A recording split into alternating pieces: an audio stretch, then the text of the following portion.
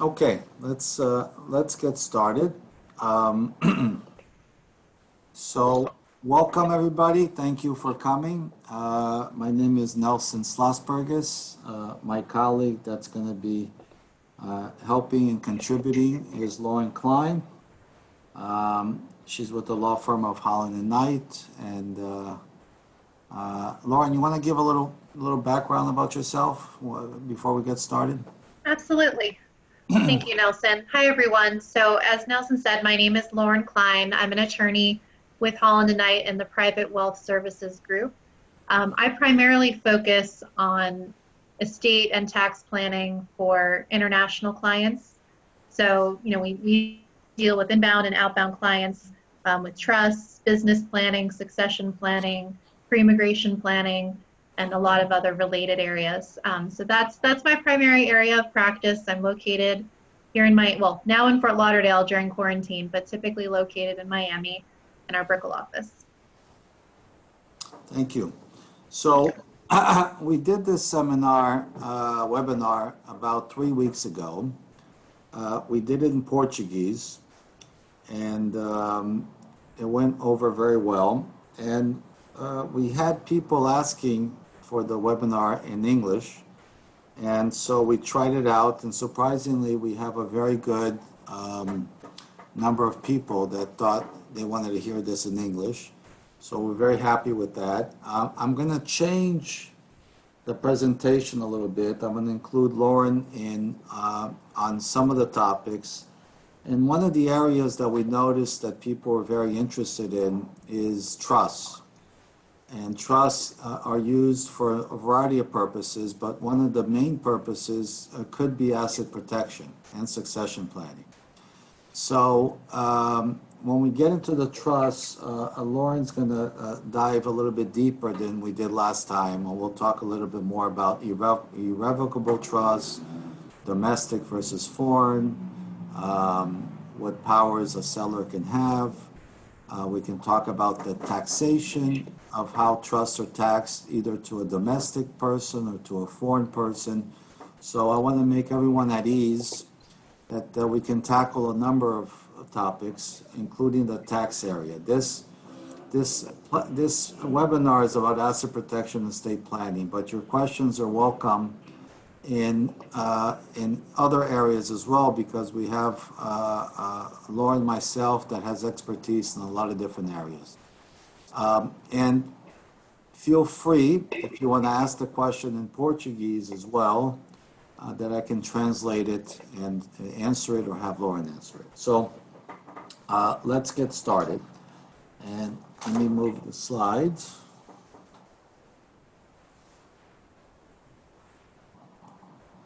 So Florida is a jurisdiction that happens to be considered a creditor, a debtor-friendly jurisdiction. What does that mean? It means that there are several laws, state laws in place. And by the way, most of these laws are state laws. So what I speak about in Florida may not be the same in New York. It may not be the same in California, Nevada. So every state has a different set of laws. There's not a one federal law. There is bankruptcy that may override some of these laws, because bankruptcy is a federal statute. But most of this asset protection stuff that we talk about is state driven. So we're going to talk about Florida law. Both myself and Lauren are Florida licensed lawyers, so we can speak about that. So in Florida, there is a constitutional protection called homestead. And homestead covers your main residence. What is homestead? So the definition of homestead is a very old definition, and it may seem a little strange for us living in cities now, but homestead includes 160 acres of contiguous land and improvements in a residence outside a municipality. It's hard to imagine that, especially in South Florida, but it can be up to 160 acres in a rural area, And Lauren, by the way, if you want to add anything as I speak, please jump in as well, okay? Thank you, will do. And so that's one definition of homestead. The other definition is if you live inside a municipality, it includes up to 1/2 acre of contiguous land. Okay, so that's your homestead. And that is protected by the Constitution of Florida. A creditor may never attach your homestead unless, of course, you allow him to. So, for example, if you put a mortgage on your property, a bank can take away your homestead. If you permit a creditor a lien to be filed against your property, if you give your property as guarantee for a certain debt, those type of things a creditor may attach. I believe also a mechanics lien. If you contract a service on your property that you don't pay for, the contractor may record a mechanics lien, and that is not homestead protected. Do you agree, Lauren? I agree. And another area to point out is the IRS can also attach the real property. Typically, they'll go for a garnishment of wages or some other seizure of assets, but that's another exception to Florida homestead as well.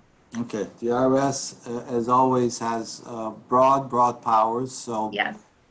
But against the typical creditor, homestead is protected. So now homestead, there is a limitation on device.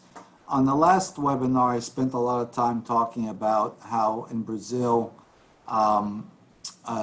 in also many of countries outside the U.S., there is forced airship provisions that require you to leave assets to specified persons as demanded by the law. So, for example, in Brazil, the spouse usually has 50%, the children have another 25%, and you cannot eliminate one of the children, you cannot eliminate the spouse. Here in the United States, Florida, you do have a lot of freedom to devise assets the way you wish, and we'll talk about that a little bit later. But homestead is one that if you're married and or you have a minor child, those people have priority. Those people will have the right to use the property and live there, and it's not something you can devise to a third party. Okay, so that's a limitation on homestead. The other nice benefit of homestead is that your real property taxes are limited on how much they can go up. So if it's homestead property, there's a limitation of 3% or the CPI, whichever is lower. So a lot of foreigners that have properties in Florida, they see their property taxes going up every year. I'm not sure about this year or next year because of all this coronavirus, but usually in a good economic environment, the values have gone up significantly, and the tax assessor will increase his assessment every year, and some people see big jumps in their real estate taxes. I have many clients that are foreigners that are owning properties through offshore companies and other structures that are paying much more real estate taxes than I pay for a similar assessed property. Why? Because my tax may only go up 3% a year or less, depending on the CPI. There's also a limited exemption. The first, I believe, $50,000 of value is also exempt. So those two things keep our real estate taxes lower, and that's a very nice home. Now, to have homestead, you have to be a permanent resident of Florida. You have to be considered a resident of Florida. And my understanding, Lauren, correct me if I'm wrong, my understanding is that being a resident here is not enough. You need to be a green card holder or a citizen of the United States to have homestead. Do you agree, Lauren? I believe that's correct, yes. Okay. So many people living in Florida with L1 visas, H visas, student visas, those will not get you homestead for purposes of the real estate tax.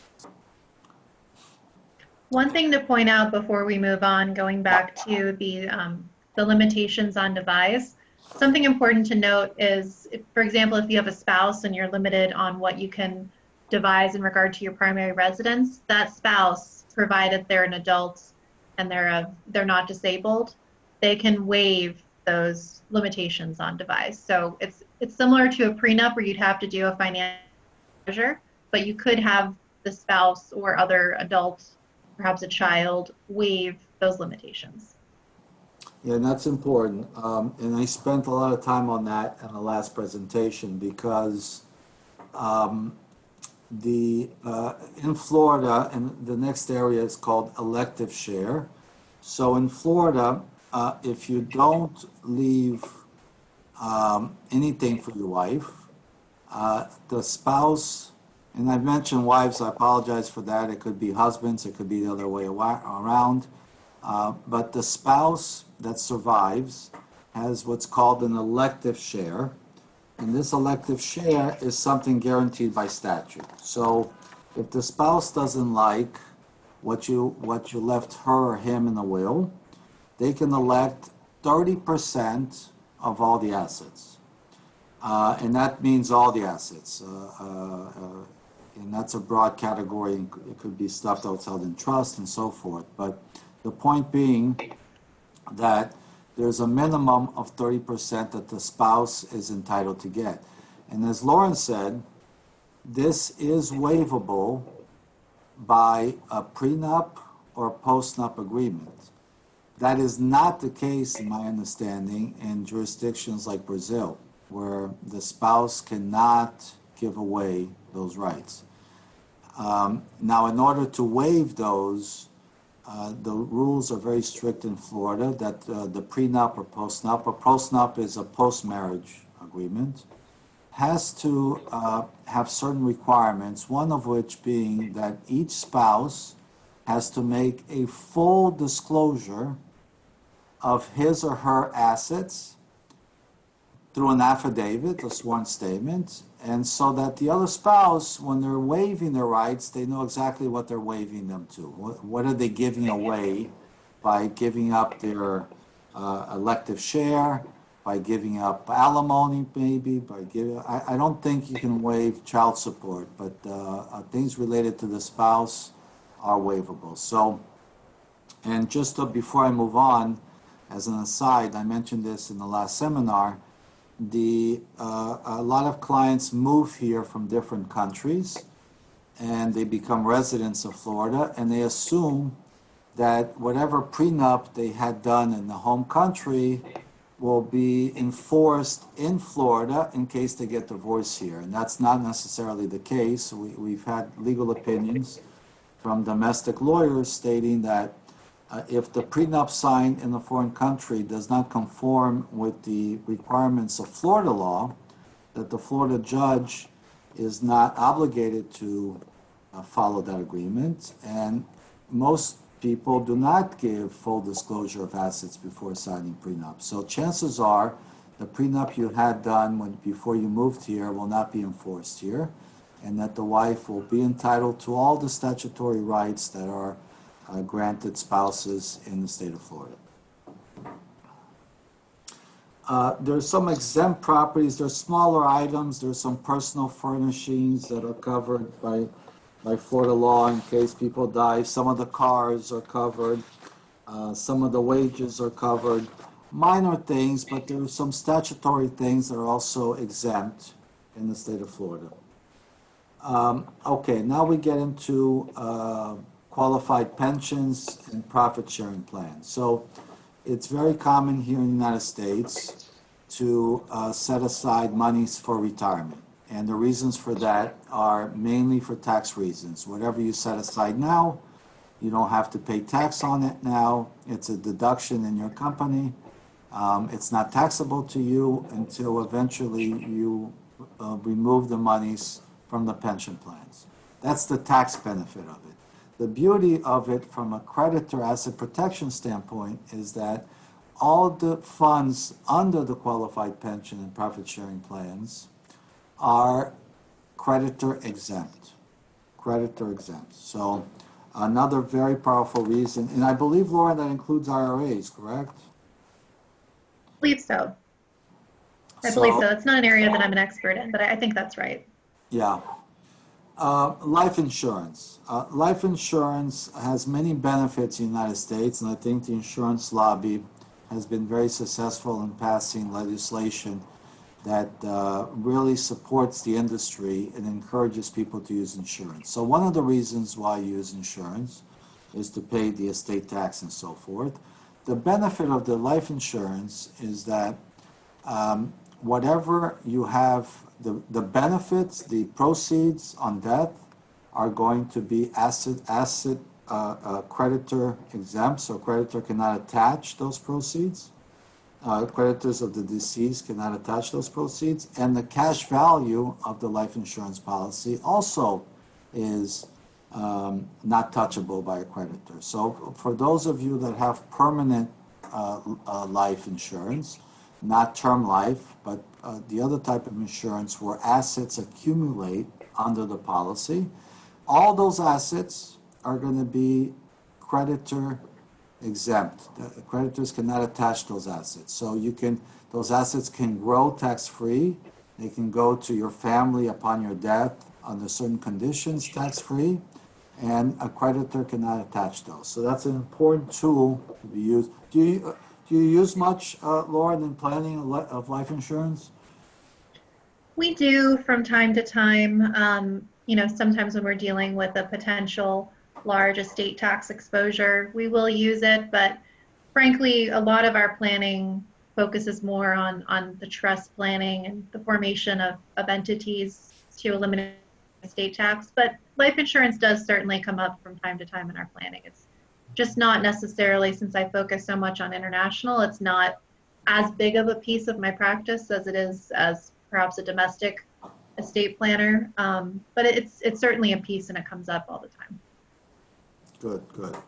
Okay, similar cousins to life insurance are annuities. Annuities are almost, they're contracts with the company that you give the company your money now, and at some point down the road, it could be 10 years, 20 years, when you retire, the insurance company, the annuity company will start returning those monies to you. It's almost like a private pension that you can buy. I've seen it used a lot. It's used for a lot of companies that want to take care of their employees, people that are concerned that they're not going to have enough money with just Social Security. They want to have a stream of income coming in the future that is guaranteed, so they will buy annuities. The criticism of annuities is that the commissions tend to be very high, so be careful in buying them. But one of the benefits of annuities is that the assets you put under the annuity is creditor protected. They cannot attach those assets as well. So that's another powerful benefit here in the state of Florida. By the way, I mentioned before in passing, but college funds, when you buy a prepaid college plan for your child to pay for their future college, that is also creditor protected. Medical savings accounts, which is a tax benefit where you set aside money for your medical bills, and that money is also tax exempt from a federal income tax standpoint. That's also creditor protected. So there's a lot of little baskets that one can use in the state of Florida to deposit their funds, and those funds cannot be touched by a creditor. Wages. So there's, I believe it's $500 a week, or $600 a week is protected from creditors as well. So a portion of your salary is going to be always protected, so you can at least feed the family and so forth. It's not a large amount of money, so it's not a main planning tool. That's why we're talking about some of these other things. Okay, I want to get into a type of planning that's very rarely known about, at least with my foreign clients, because they don't have this in Brazil, for example. which is a tenancy by the entirety. And tenancy by the entirety, or what maybe you've heard of, the concept of joint tenancy with right of survivorship. And the concept is that you put the asset in the name of yourself and your spouse. And now it's a joint asset. And if you do a tenancy by the entirety, there's a couple of benefits. One benefit is that upon the death of one of the tenants, the husband, the wife, automatically their interest goes to the surviving tenant. So that avoids probate. And for those of you that don't know, and we'll get into this, Lauren will touch on this a little bit later, one of the benefits of trust, for example, is to avoid probate. What is probate? Probate is when you pass away in the state of Florida and you have to get your assets to your heirs. How do you get the assets to your heirs? If the asset is only in your name, you're going to have to your family is going to have to set up a court proceeding called probate, where you go before a judge, and if there's a will, the judge will follow the will. If there's no will, then there's rules in Florida statutes that provide to who gets the properties, if you're married, if you have minor children, if you have children from other marriages. There's some rules in there that are the default rules in case you pass away without either having a will, or even better, you have a trust. And the trust eliminates probate. So this tenancy by the entirety is another way to eliminate probate. Perhaps what you are familiar with and what you've seen before is situations where you go to a bank and there's a survivor clause in there, or an ITF and trust for. Banks have these little agreements that they use, which are very simple ways to also avoid probate, that you can set up in a way that upon your death, automatically you already have survivors named, that the bank will pass the assets of survivors without requiring a court order. So there are ways to avoid probate, and we'll get into it a little bit more when we get to trust. So tenancy by the entireties is a very good way. It's a very popular way to hold your homestead, for example. Most couples will have the properties in both names. So that is, but the big benefit, the other big benefit of tenancy by the entirety is that, and it doesn't have to be your homestead, it could be a bank account, for example, that is not protected by the Florida statutes, that a creditor cannot touch that bank account. Let's say he's my creditor and the account is in both names. The creditor cannot touch that bank account. Why? Because it's in tenancy by the entireties of two people. And the second person was not responsible for my debt. The second person is not my creditor. In my presentation to the Portuguese-speaking world, I discuss how in Brazil, for example, if you're married with community property, that a creditor of the husband may be able to attach assets that are in both names, because I believe in Brazil the liability sort of communicates to the spouse. I'm not 100% clear, because I had a lawyer friend of mine correct me on it only communicates under certain circumstances. But here in the United States, that's pretty clear. A creditor of the husband alone is not a creditor of the wife by operation of law, and therefore the asset that is held by tenants by the entireties is a protected asset. Now, one has to be careful, because if the marriage terminates, now the creditor can attach. If one of the tenants passes away, then perhaps the creditor can attach. If the account was set up, for example, I go and set up the account, and then at a later time I add my spouse, it breaks one of the requirements of the law, which is a unity of title. and therefore a creditor may be able to penetrate that account. So the recommendation is for bank accounts that you want protected, that if you have one in your name now only, close the account and set up a new account with the new monies, with the old monies going into the new account and the name of both at the same time. Lauren, have you had any experience with creditors going after this stuff? Have you seen this? It's happened occasionally, but generally it's more of a planning technique that we just recommend to clients to be on the safe side, in addition to the trust planning. Okay, so the question is, well, and I've had this situation. A client says, I don't want to put my spouse on the account because we have a prenup, and if I put her on the account, then I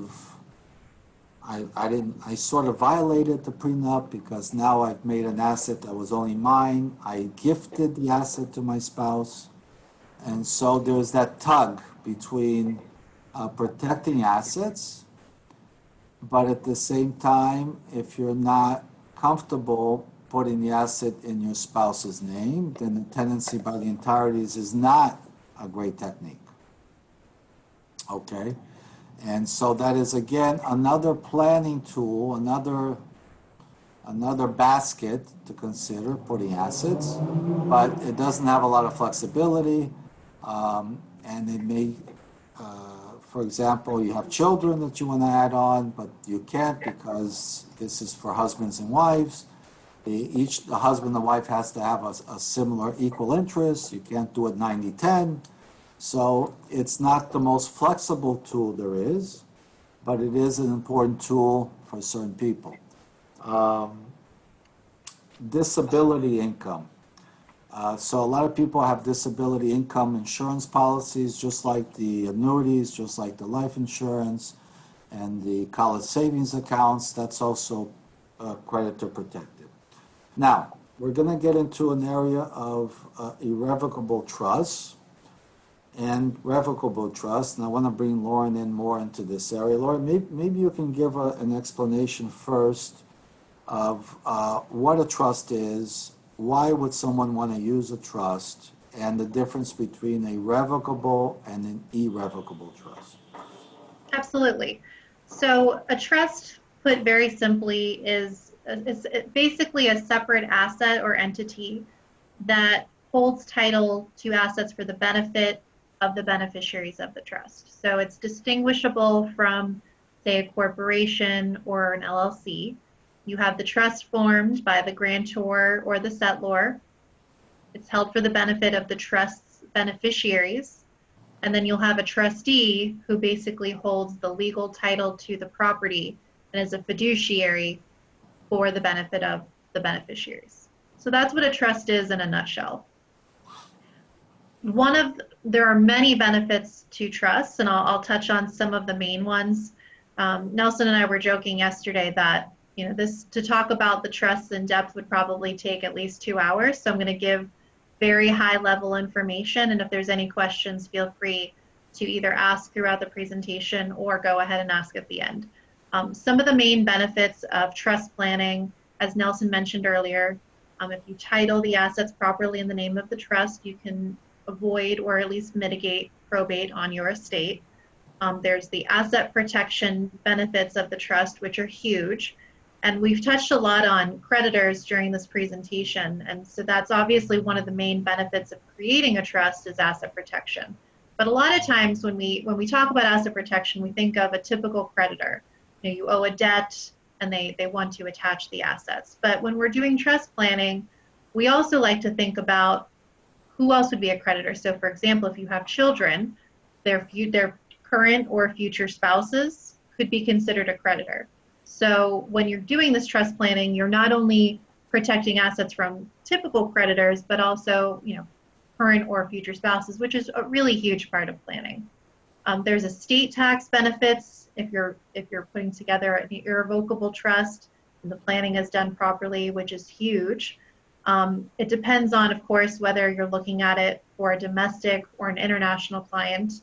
When you're looking at it for an international client, it can be a very, very big planning opportunity to fund a trust before the person becomes a U.S. person for tax purposes, because it allows you to put the assets of the trust into the trust and allow those assets to grow outside of the person's estate for estate tax purposes.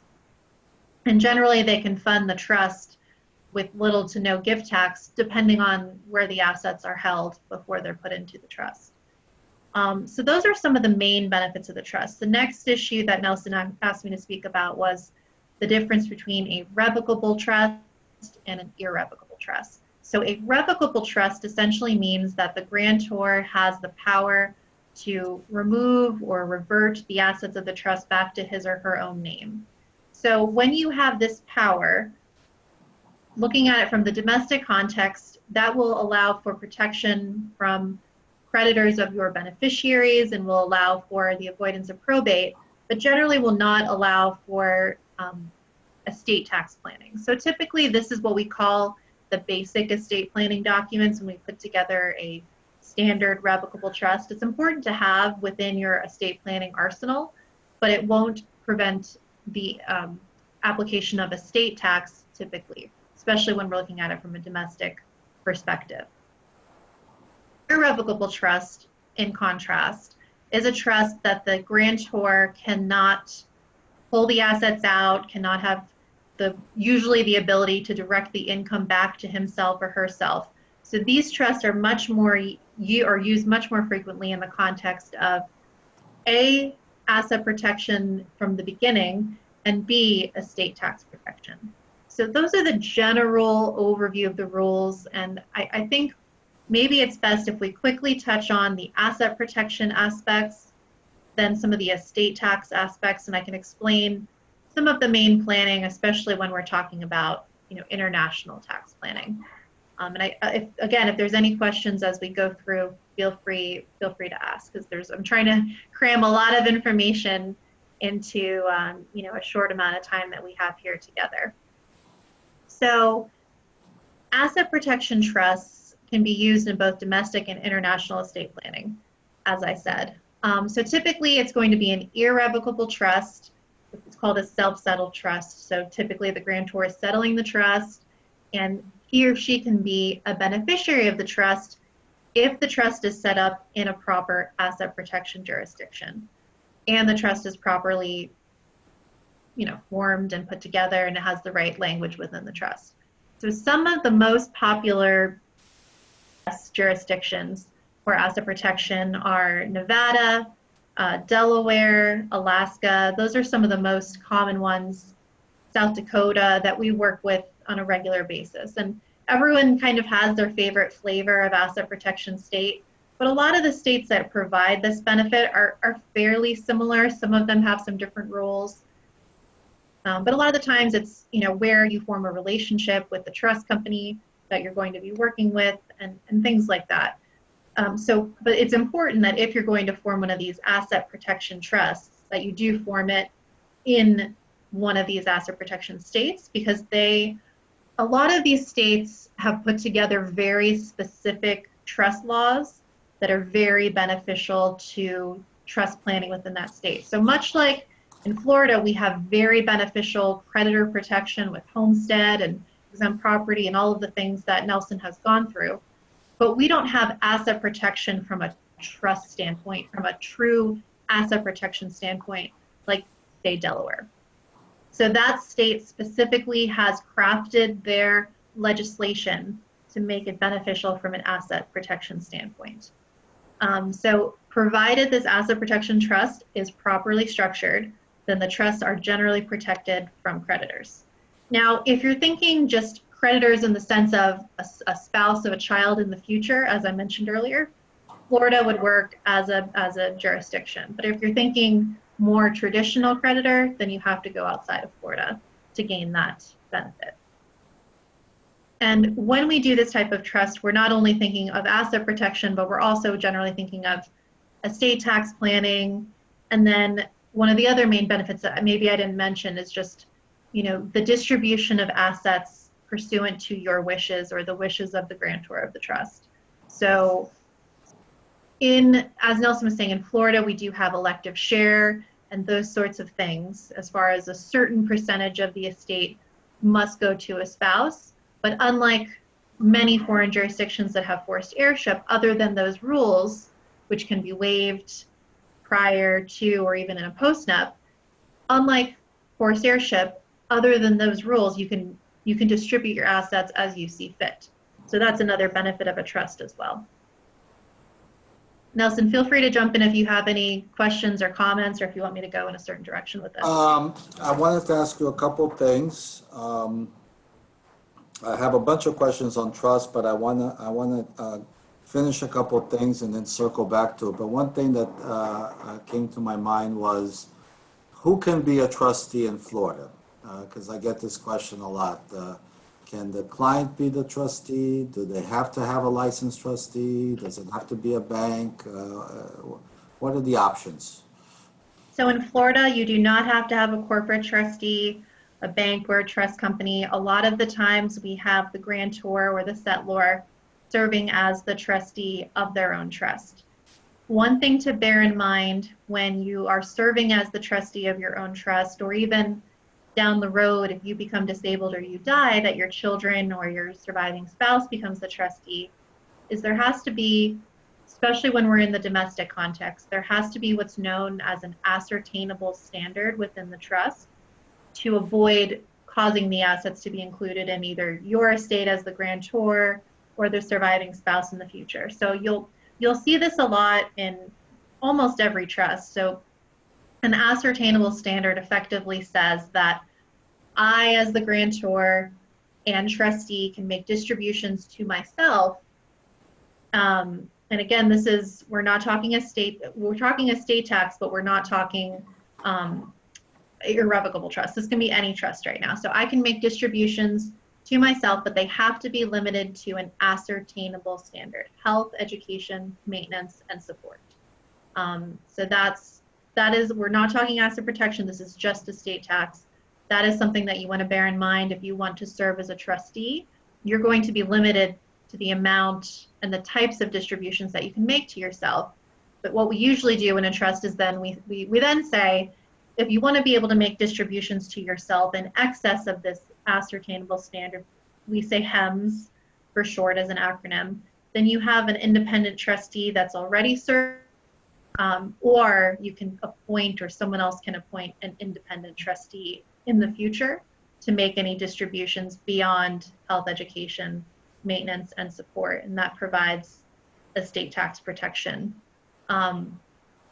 Again, there's a lot of nuances in regard to estate tax protection, so it would depend on the state, but in general, that's one of the ways that you can serve as a trustee.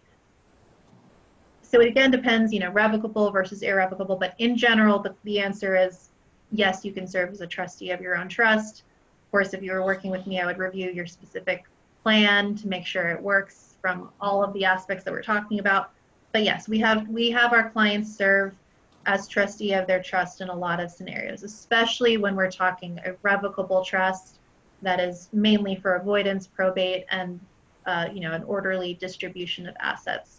Another thing to think about when we talk about this issue is there's a type of trust called a directed trust that a lot of other states have. We don't really utilize this type of trust in Florida, but for example, I've prepared recently a lot of trusts under the laws of the state of Delaware, where you have, the trust company is serving as the trustee, but then certain family members, or even in certain cases, the grantor, can serve in other roles, such as a trust protector or an investment advisor who advises on, the investment decisions of the trust, or a distribution advisor who advises on the distribution decisions of the trust. So that's something else to bear in mind.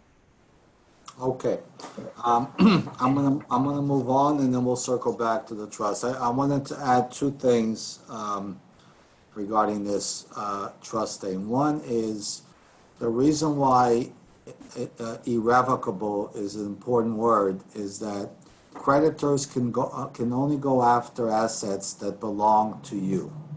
So if you gave up something irrevocably, in theory, they do not belong to you anymore, and therefore they're not part of your estate for tax purposes, and they're not part of your estate for creditor purposes. So that's a very important. A lot of clients think that by setting up a trust, whether it's revocable or irrevocable, you got asset protection. No. To do it right, it has to be irrevocable, and it has to. And if you reserve too many powers in that irrevocable trust, the judge may interpret that to be still your asset for creditor claims. So it's like Lauren said, it has to be drafted very carefully, conforming to the laws of the state that you end up choosing. Hopefully, there's some jurisprudence in the state that clearly establishes the boundaries of how much power a settlor. When we say grantor, we're talking about grantor, settlor. It's the person that sets up the trust. How much powers they can retain. So, very important. The second thing I wanted to touch on about what Lauren said was that we recently have been using a lot a Florida trust that the client is a non-resident of Florida. His assets, for example, the shares of his offshore company, are being used as the asset in the trust. And the beneficiaries are also non-residents of Florida. So pretty much everything is not Florida, but we use the Florida trust to bypass probate and the BVI in the case of death. So it's something that if anyone's interested, let's talk about that at a later time, but it's a good planning tool to avoid the necessity of having a professional trustee of being your trustee to avoid probate. The Americans are very practical people, and they've developed this this concept of the settlor being the trustee, being the first beneficiary, and it's still a valid trust. You probably couldn't do that in the English world, but you can do that in certain states, and Florida is one of those states. Okay. We'll come back to... Just to add, this type of trust is a very, very big part of the planning that we do for a lot of our clients. It's very desirable for our clients because they do want the trust to be governed by the laws of the state of the United States. But they want the tax benefits of it being treated as a foreign trust. And I'm not sure if we're going to get into that more later if we'll have time, but there's a lot of tax benefits with this foreign grantor trust planning if the grantor is non-US. A lot of benefits, income tax benefits, estate tax benefits, and also the desirability of being in the US for non-tax purposes. Okay, the last category, which is maybe just as important as trust from an asset protection, is LLC companies and limited partnerships. So we have, 15 minutes left, and I want to leave time for questions. So I'm going to go through this very quickly, but we can answer more questions at a later time. So the benefit of an LLC, well, first thing, an LLC, just like a corporation, the shareholders or members are protected from the claims of creditors against the company. So if the company incurred a claim, incurred a debt, that creditor can go after the assets of the company, but they cannot go after the assets of the shareholders of that company, unless, of course, the company wasn't a real corporation, it didn't maintain corporate formalities, or if the shareholders or managers or directors committed fraud and they can't hide behind the shield of the company to protect themselves against a fraud claim. But except for those limited situations, the company will give you a limited liability. But if you own the company individually and a creditor comes after me, Nelson, I own the company, if it's a corporation, the creditor can come, they can take my shares, and they can sell the assets of the company to pay off the creditor.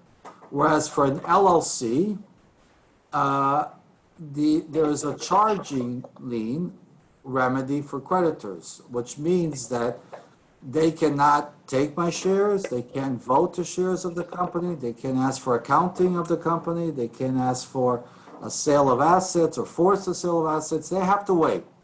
And if the LLC distributes any monies to Nelson, then the creditor can attach those funds. But if I'm the manager of the LLC, I'm never going to distribute the assets. So the LLC has become an interesting tool to hold interests that you want protected from creditors. It gives you the limit of liability for company incurred debts, and it gives you the protection of debts that you may have, that the assets under that LLC cannot be touched by the creditor. So that is a very important planning tool. One statement on that, Delaware will give you the charging lien protection for single member LLCs. And I believe the Supreme Court of Florida has determined that that protection is only given to LLC companies that have at least 2 members, correct, Lauren?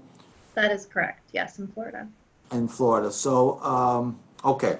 So that's, and then the last topic that I wanted to touch, and I'll do it quickly, is the Florida Uniform Fraudulent Transfer Act, which pretty much every country has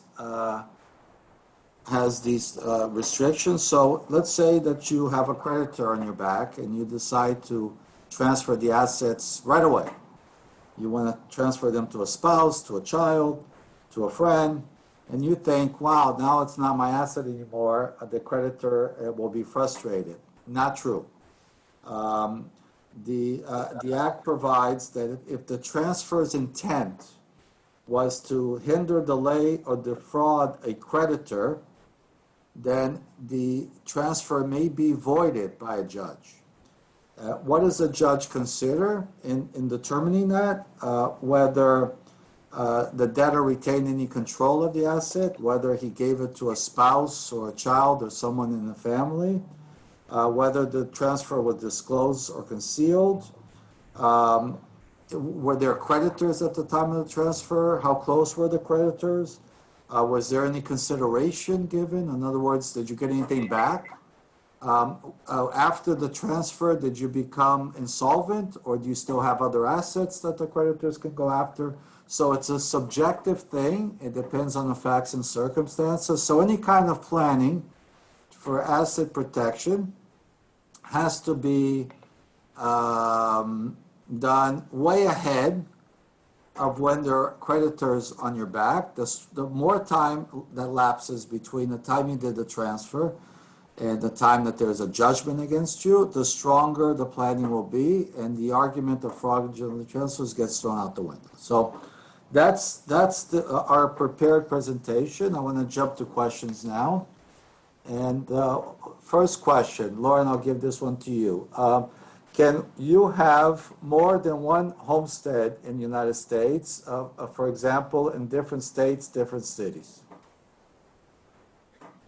I don't know for sure, but I would think not, because in order to get the homestead exemption, I believe you would need to show that you're living in Florida and that's your primary residence. So I would say no. The only exception, I'll double check that, but the only exception I would think that there is to that is I believe spouses can have different homesteads. So I'm married, I have my homestead here, and my spouse has his homestead somewhere else.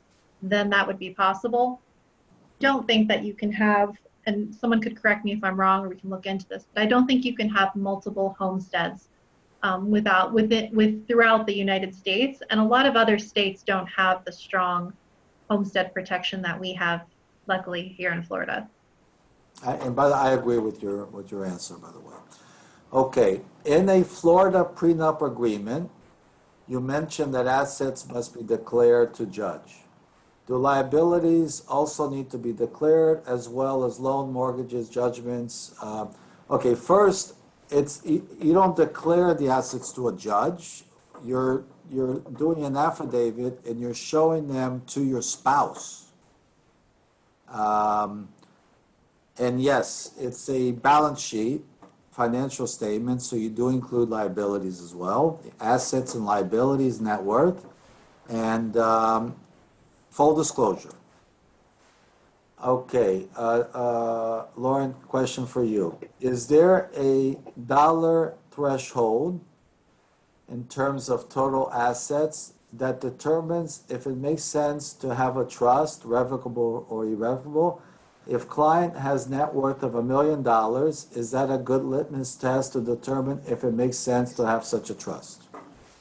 It's a great question. So, depends what type of trust you're talking about. I would suggest that for any client, regardless of the amount of their assets, it's important that they have their basic estate planning documents in place.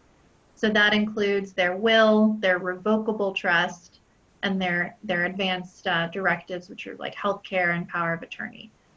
So for a revocable trust, I don't think it's as important the dollar amount because there could still be probate on assets.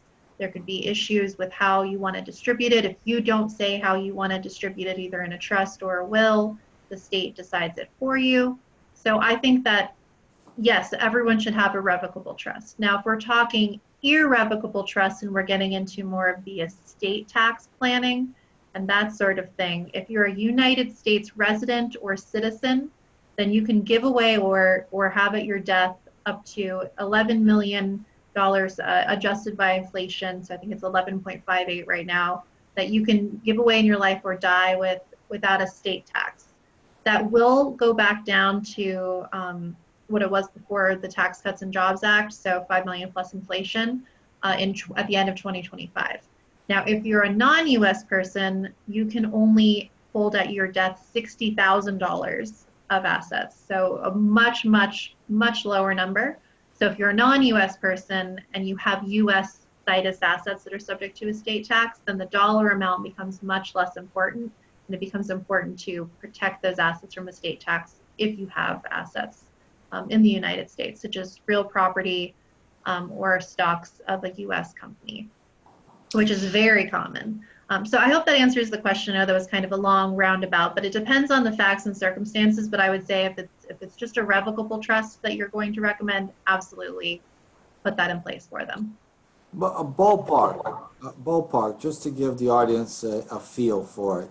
In your experience, a typical irrevocable trust planning, what can the person expect to spend in legal fees?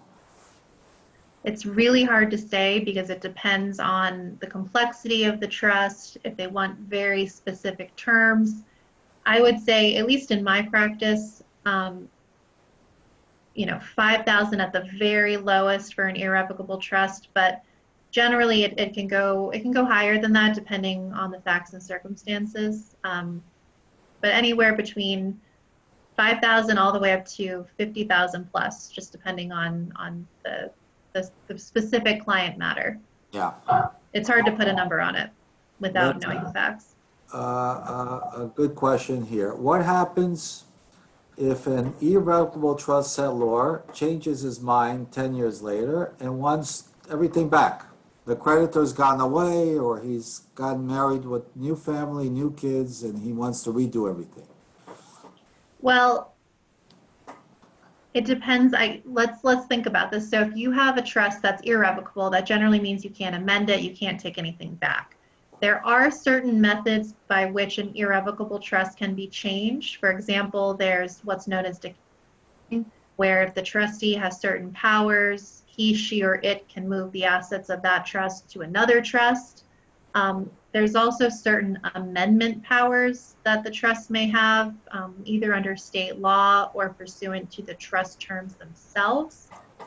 But if you're talking about actually pulling the assets out and bringing them back into the estate of the settlor, that becomes much more tricky than changing the terms of the trust or the jurisdiction of the trust or the beneficiaries of the trust, because then you're really getting into probably violating some sort of fiduciary obligation that the trustee has to the trust beneficiaries.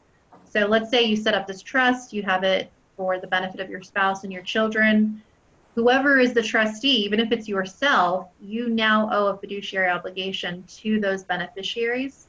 So amending irrevocable trusts or decanting them has become very common, and it's fairly, I don't want to say simple to do, but it's very common to do it, and there are methods to do it.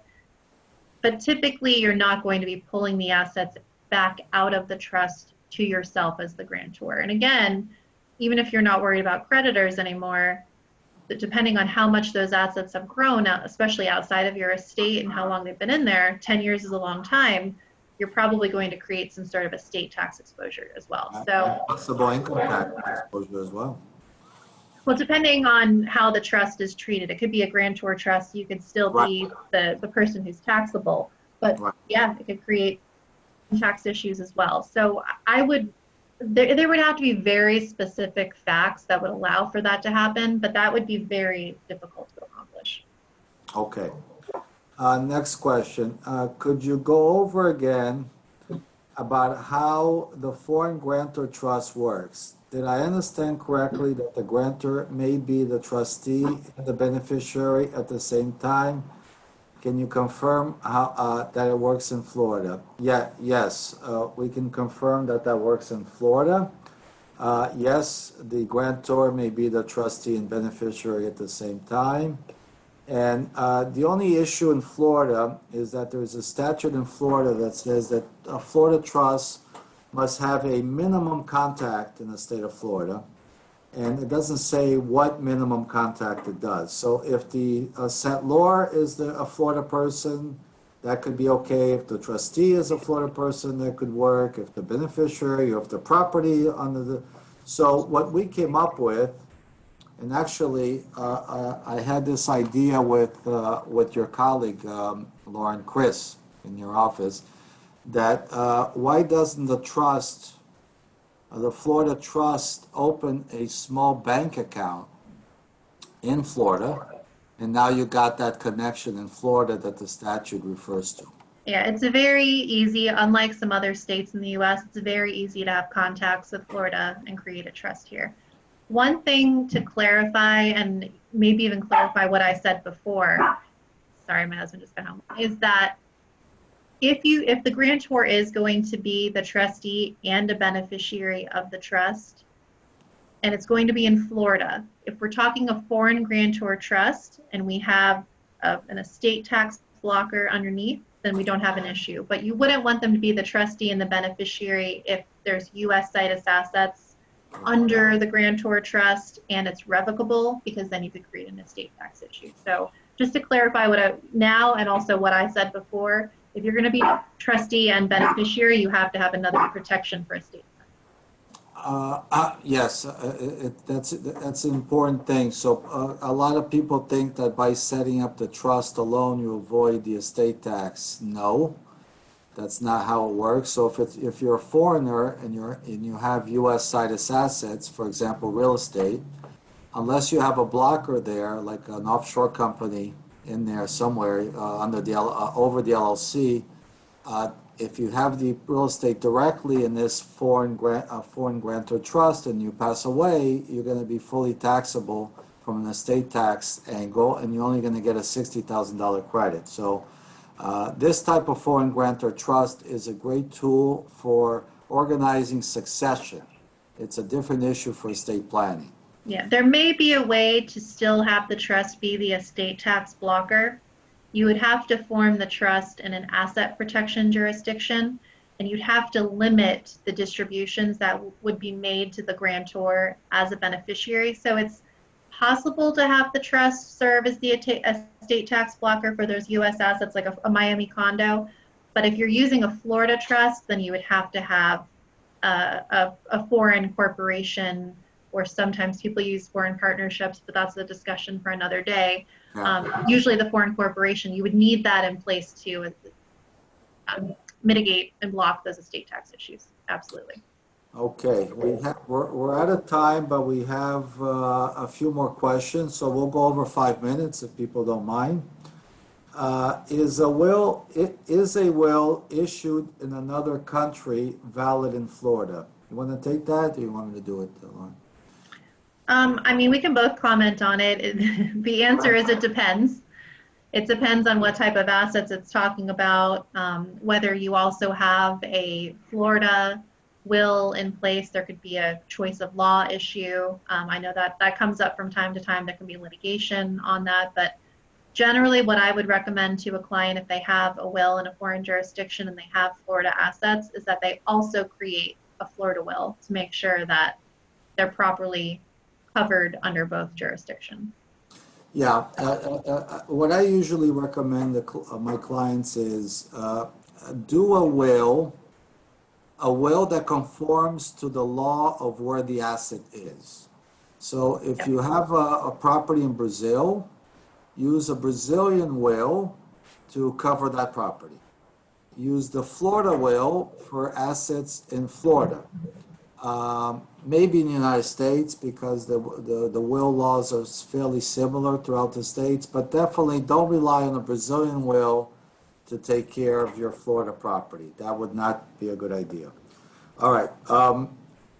Does the spouse have any rights over a brokerage account set as TOD where spouse is not set as a beneficiary? I think what you're asking is the spouse set up an account, and let's take the husband set up the account in his name, and he didn't put the spouse either as a joint tenant or as a beneficiary upon death. Is she entitled to receive that asset? And the answer is probably. It's going to depend if the husband had a will, if he died intestate, but even under intestate laws, a spouse does have rights, as we discussed before. So the answer is yes, she'll have some rights, and depending on the facts, she may have more rights. It also depends on where the assets derived from. If they were marital assets of the couple, then the spouse arguably would have a claim to the assets. And also if this couple is coming from a community property jurisdiction, even within the United States, like California, it could be marital property as well. Right. Okay. This one's for you. Is money in a U.S. savings account considered to be a U.S. situs asset? So cash is generally not considered a U.S. situs asset.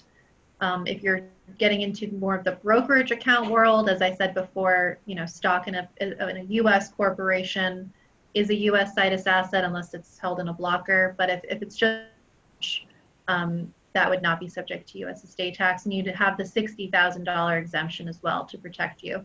And this is only for non-U.S. persons, of course. If you're a U.S. resident or U.S. citizen, then you're out of luck. All assets are subject to U.S. estate tax unless held in a trust. Yeah, one area that I'm not 100% clear on because I haven't gotten a clear answer. How about money markets that these brokerage accounts have? Are those usually considered U.S. situs or non-U.S. situs assets? Depends on what's held within the money market, but a lot of the times they are U.S. situs. Yeah, so one because has to they're not be- just pure cash. Yeah, so there's a specific exemption for U.S. savings accounts, U.S. checking accounts, but money markets could be, and a lot of people park monies in money markets, so those have to be looked at. Yeah, they have to be looked at. I wouldn't give a blanket statement on those types of assets. That those should be analyzed because I've seen clients get tripped up with certain accounts that they didn't think were taxable, and they weren't held in a blocker or a trust, and then there's a huge estate tax bill. Okay. Next to last question. Can the trust be the legal owner of my homestead?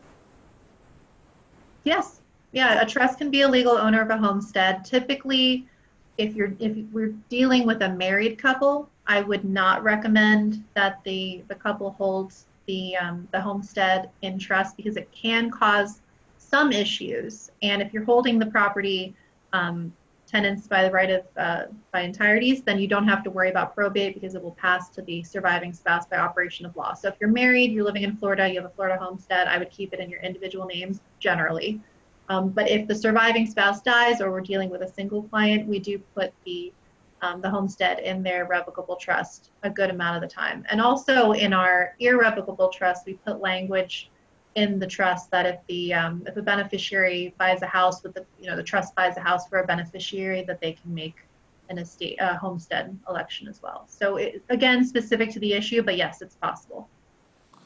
And just to confirm, in Florida, you do not lose homestead status by the home being under a trust.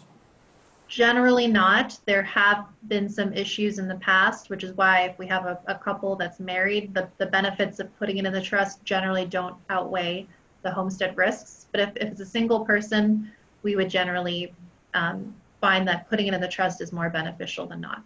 Okay. Last question. And this is going to be a mouthful, but just in general, what factors do you consider in determining whether to use a U.S. versus a foreign trust for a client? Well, if they're a U.S. person, a U.S. resident or a citizen, then there's very, very few cases, if any, where I would recommend a foreign trust. Obviously, we don't have time to get into it, but there's a lot of different income tax and reporting issues that can arise with the creation of a foreign trust. There are maybe, if you have a really, really large amount of assets, I'm talking, $50 million assets or higher, maybe we could talk about some benefits of a U.S. person having a foreign trust, but generally that would not be the case. Now, if you have a non-U.S. person, there's many benefits to having a trust that's foreign for tax purposes, which is what we're talking about, tax purposes here. If you're foreign, there's the foreign grantor trust planning that Nelson mentioned before, where you can have a trust that essentially allows the grantor who's non-U.S. to be taxed on very little income of the trust, because as a non-U.S. person, they're only subject to limited income in the U.S. U.S. source income that's like interest or dividends, and then income that's effectively connected with the U.S. trade or business. So there's a lot of benefits if you're non-U.S. to having a foreign trust. And if you have U.S. beneficiaries, or if you think there might be U.S. beneficiaries, we would put language in that trust that it would domesticate once they become, once the trust is no longer grantor. Very good. Well, thank you all for participating. If anyone has further questions, please send them over and we'll try to answer them. Lauren, thank you again for your time. Thank you, Nelson. We're doing another seminar through the Brazil American Chamber of Commerce on June 2nd. I believe it's at 4 o'clock as well. And that one is going to cover more in depth life insurance and how to use life insurance for estate and business planning and so forth. So looking forward to that. Thank you all. Bye.